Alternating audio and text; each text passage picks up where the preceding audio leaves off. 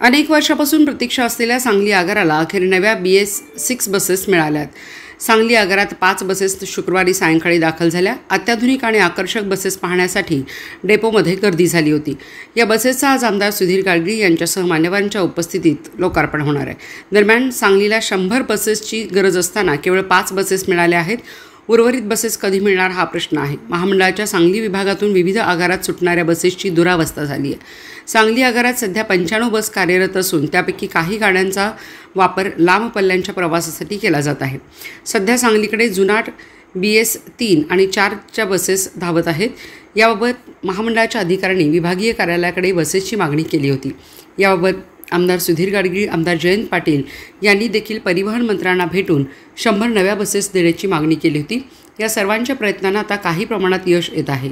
शुक्रवारी सायंकाळी दापोडी कार्यशाळेतून अशोक लेलँड कंपनीच्या नव्या BS6 या अत्याधुनिक बसेस सांगलीत दाखल झाल्यात। मार्च महिन्याच्या शेवटपर्यंत आणखी 20 बसेस सांगलीला मिळतील अशी माहिती अधिकाऱ्यांनी यावेळी बोलताना दिली।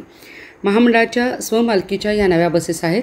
अशोक लेलँड कंपनीकडून या तयार बसेस घेतल्या आहेत। या बसमध्ये प्रवाशांना बसण्यासाठी प्रशस्त seat, air suspension, pushback seats, प्रत्येक सीटला चार्जिंग पोर्टची सुविधा आहे।